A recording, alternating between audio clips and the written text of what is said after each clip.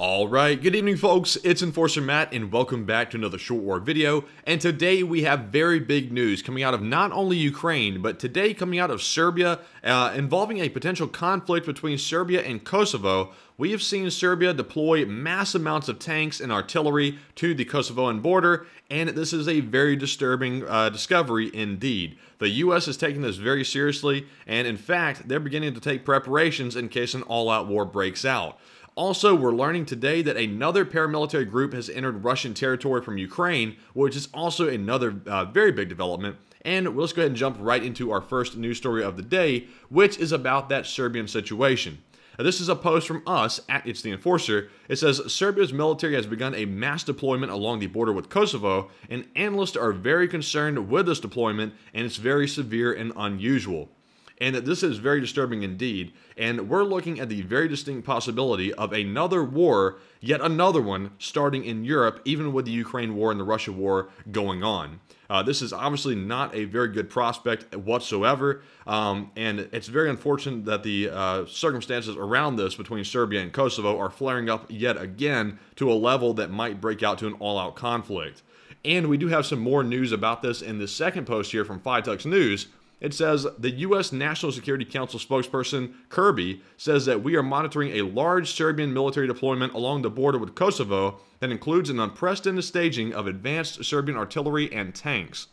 And that was reported from Reuters, by the way. And also Kirby added that it's appropriately making people very concerned, including the U.S., and he also believes this is a very destabilizing development, and this large deployment right here has been observed of not only the vehicles, the tanks, the artillery, but also of Serbian troops as well. And they said that NATO peacekeeping forces are being increased in the northern Kosovo area to try to keep the peace as well as possible. And it says right here the U.S. is calling on Serbia to withdraw those forces from the border so that way they can try to let the situation die down so it doesn't cause an all-out war. So, very tense. This has the ability to pop off at any moment and basically start a brand new conflict in Europe, which is not what anyone wants at this point, and we really don't need, because it would end up distracting us from Ukraine, which is right now our primary concern to ensure Russia doesn't take over Ukraine. That would distract us somewhat with this conflict breaking out right here in this Baltic area. So, not good whatsoever. So, with that being said, let's go ahead and jump right into our next piece of news, which is also from us. It says a paramilitary group has re-entered Russia and is now in an active firefight with Russian personnel in the Bryansk region.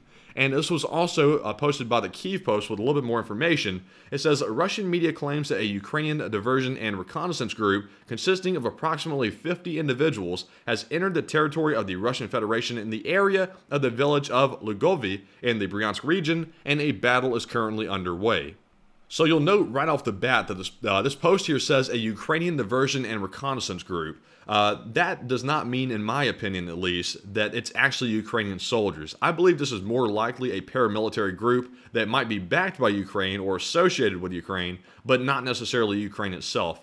It's more likely a Russian Freedom Legion of some sort or some kind of separatist force. But we are seeing that approximately 50, we even have a concrete number this time, have entered and gotten into a firefight in the Bryansk region. So hopefully this one will be a bigger event than yesterday. Yesterday, the Legion went into Russia. They stayed there for a couple hours. They fought the Russians, and then they went right back into Ukraine, which was somewhat pointless, to be honest, because it really didn't cause anything to go down. It didn't really distract Russia from their frontline goals. And while it did antagonize Russia and concern them a little bit, it wasn't a big deal. But this one has the potential to also be a pretty big deal itself, but we'll have to wait and see how long this lasts and see if it's actually turning out to be anything.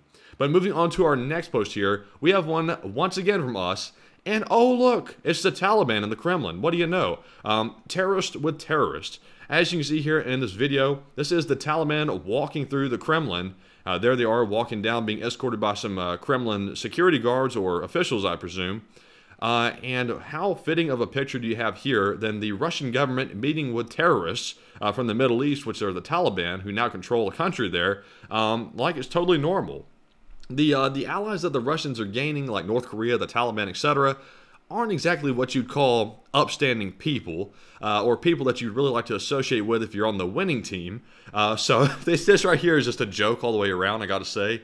And it is what it is. Y'all can pretty much make your mind up on this one. And moving on to the next post we have one from the Kyiv Independent. It says the U.S. State Department says American weapons are being used properly by Ukraine. And this comes after a brief audit of the weapons being sent to Ukraine by the State Department, and we're learning that there were absolutely no cases of weaponry falling into the wrong hands.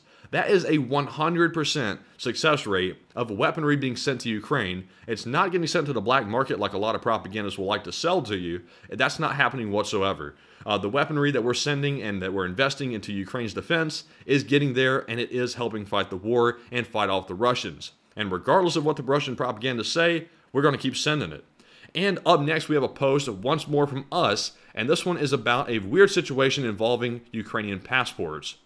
We learned today that Putin signed a decree which allows Ukrainians to enter and exit Russia without a visa. And it's really unclear why Putin has allowed this rule to take effect, because while Russia is in Ukraine fighting there, they're also conducting a genocide on the Ukrainian people.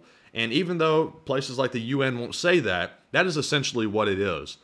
So we have here Putin allowing Ukrainians to basically have more privileges than usual to enter and exit Russia without any documentation. That is really strange. All they need to have is a passport. They don't need to have a visa. I'm not sure exactly what the ulterior motive behind this is.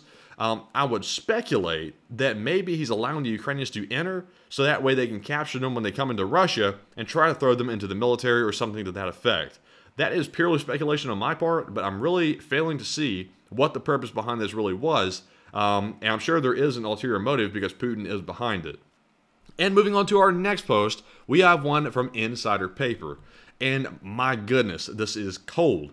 Putin says convicts killed in Ukraine paid a debt to society. So the people that Russia went and grabbed out of Russian prisons and threw into the meat grinder in Ukraine for Putin's sick war, quote unquote, paid a debt to society. So I'm assuming these convicts weren't on death row. They were simply in prison in Russia. So they were paying their debt through their prison time. But Putin is saying they paid their debt by getting killed in Ukraine. So that is a cold statement right there, even for Putin to make.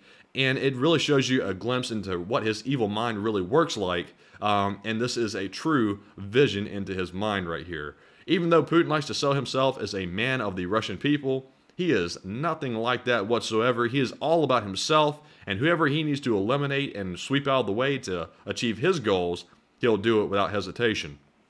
And moving on to our next post here, we have one from Alex. Now, I really can't say this guy's last name. I'm not doing it justice, but we have a post from Alex. It says, Russia is reportedly jamming GPS signal in Romania's territorial waters in the Black Sea. And they note in this post that Romania is an EU and a NATO member state.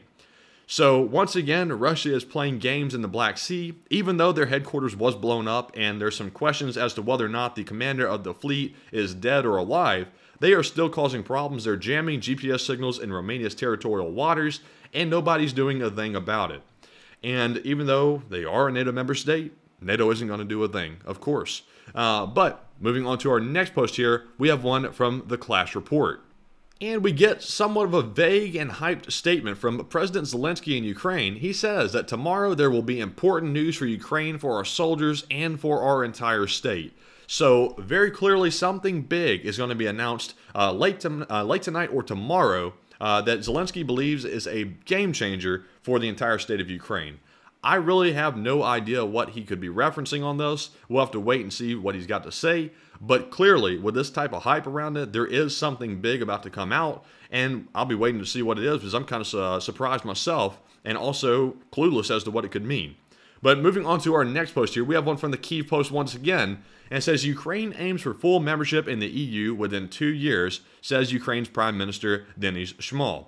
And this is very good news as well. After the spat with the grain deal between Poland and Ukraine, there were some concerns that Poland might try to block Ukraine's accession into the EU, but it looks like that fear has now gone away, and Ukraine is on track to join the EU within 2 years. So that will come with some very definite perks for Ukraine's economy, which is what they're going to need in 2 years after they win this war.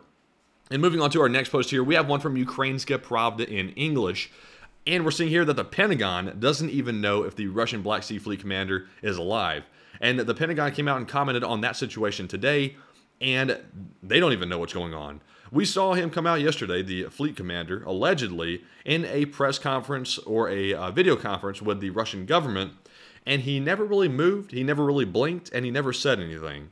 It also appeared that he was being either propped up or he was either laying in a bed and he was photoshopped into the video conference. It was definitely weird, and if y'all saw the video, y'all know what we're talking about. And it appears the Pentagon is not sure if he's alive either, even after seeing that footage themselves. So we're looking at the possibility here that Russia has propped up a dead guy and put him on a video conference and presented him to the world. That is shocking to think, but it is a distinct possibility at this point that we just looked at a dead guy on a video conference in one of Russia's highest meetings in their government. So that will be something else if that comes out to be the case.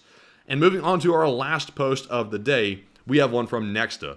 And it says, Russia's Black Sea Fleet is in dire straits, no pun intended, and British intelligence reports that the fleet is still able to perform basic tasks like cruise missile strikes and patrolling local security installations, but recent attacks are very damaging to the Russian armed forces. And I will say that while it does appear that the fleet was probably impacted somewhat by the destruction of the headquarters building in Sevastopol, it doesn't appear it affected them in a major way because the fleet is still engaged in a lot of very hostile actions against Ukraine. They're still launching those cruise missile attacks, and they don't appear to have relented, which is unfortunate because I thought that headquarters attack might cause some damage to the operation of the Black Sea Fleet, but for right now, it doesn't appear that's the case. But British intel believes that there is some kind of impact, but they're being very vague as to what that might be. And with that being said, that is our last piece of news for the day. We're watching that Serbia situation very closely, as well as the situation with the paramilitary going back into Russia, as well as many other stories. So be sure to join us tonight at 10 p.m. Eastern to watch our nightly war news stream here on our YouTube channel, and also hit the like button and subscribe as well. It greatly helps out the channel. And also, if you want to support us on Patreon, we do have a link in the description below. You can go over there and check that out and support us on that end as well. And we appreciate you all for watching. I hope the video has been informative, and bye-bye for now.